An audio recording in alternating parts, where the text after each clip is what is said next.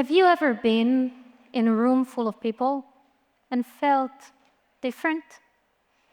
That feeling can come from obvious visible reasons like your age, gender, the color of your skin, or from something invisible like your mental health, an illness no one can see, or simply the heavy feeling of not belonging.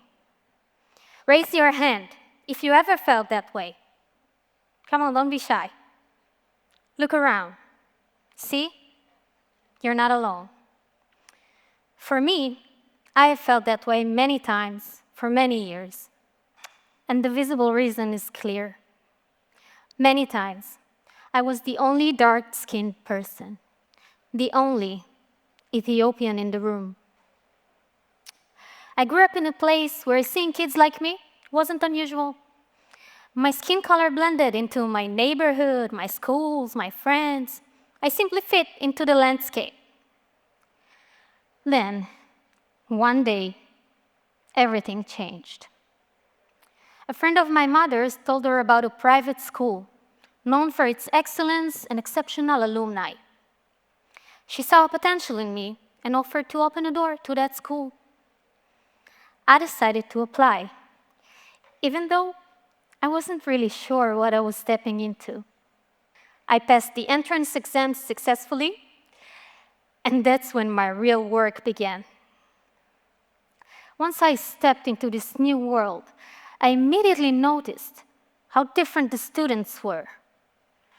From the cars their parents had, their after-school activities, but above all, their dreams were different. I remember one cover of the school brochure showed a kid wearing a pilot's hat, holding a paper airplane. I remember looking at it, and for the first time in my life, I thought, if I'm studying here, maybe I can be a pilot too. That moment was a defining moment. I realized that this school offered me more than just an education. It offered me a new mindset, a new way to see what was possible for me. I came from a very different background, the youngest out of 6 children, raised by a single mother who sits right there, who worked, she deserves it. She worked incredibly hard to make sure we had everything we needed. Being the only Ethiopian in that school, I felt huge responsibility to prove myself. Where others were satisfied with a B, I had to get an A. Where others could afford to be average, I had to lead. I wanted to demonstrate to myself and to everyone around me that I belonged in this school just as much as anyone else. Thank you. See, the influence of that school didn't end with graduation. After finishing my studies there, another door opened.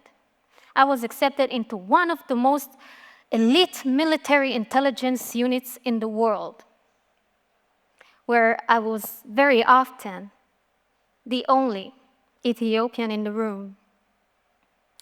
And after completing my service, I was accepted into a unique double-degree program in law and psychology. Again, I was the only Ethiopian on that track. And when I began my legal internship at one of the most prestigious law firms in my country, you guessed it, I was the only Ethiopian there too. After receiving my law license, I reflected on where I wanted to take my career. I realized that what was most important to me was to make social impact and use my skills to create meaningful change. So, I joined the Alumni Association of the unit where I had served. This organization focuses on social initiatives and, among other things, supports early-stage entrepreneurs in the tech industry. But even there, something felt off. In every room I entered, small or large, I was again the only Ethiopian. Until one day, at a major event, I saw someone across the room who looks like me. An Israeli Ethiopian tech entrepreneur, at last. Wait for it. Excited, I rushed across the room, introduced myself, and asked him, "Tell me about your venture." He looked confused, embarrassed, and said, "Oh no, I'm just here as the security guard." You see, that moment stayed with me. How could this be possible?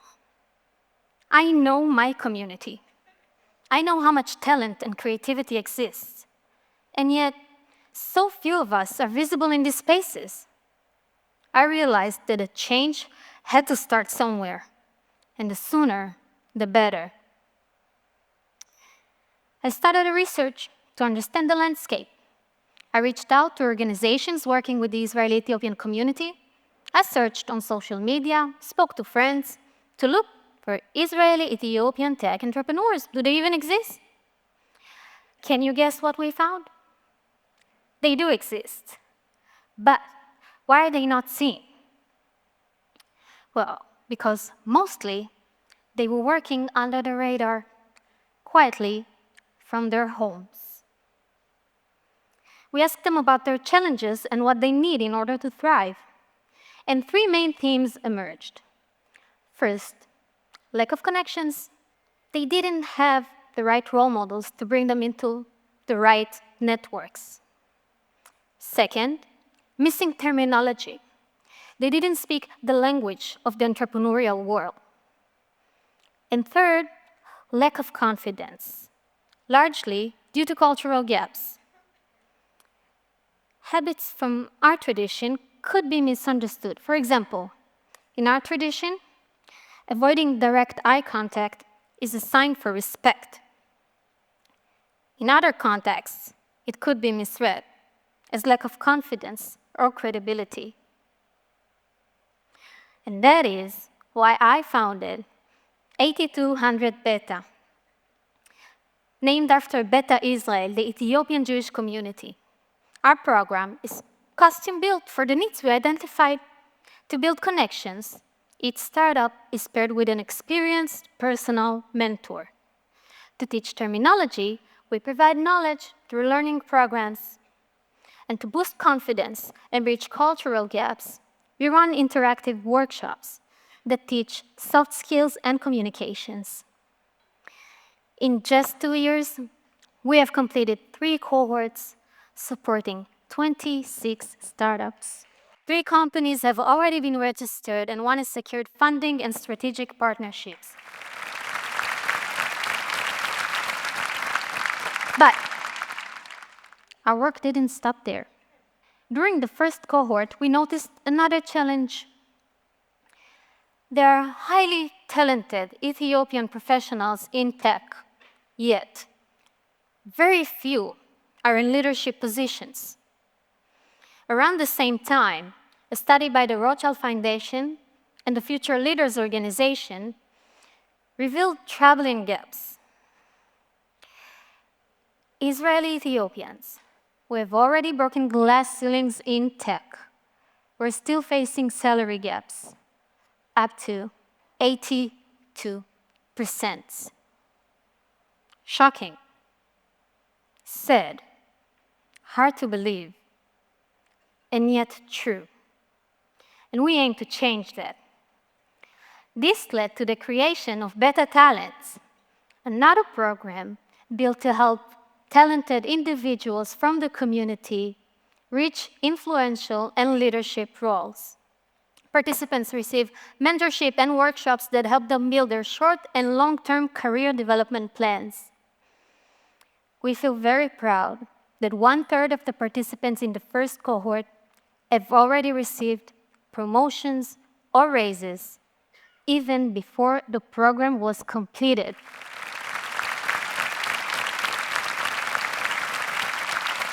This is a meaningful accomplishment. You know, it may take time, before we see the first exit or the first CEO from our community, but a change is already happening.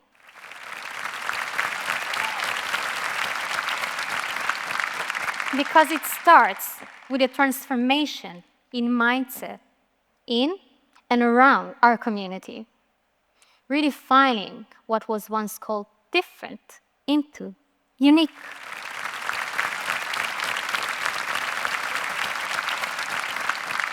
So next time you walk into a room and you feel like you're the only one, don't shrink.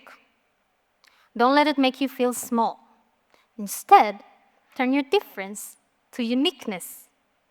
Embrace whatever makes you feel different and see yourself as special, as someone carrying a story and a perspective no one else in that room has.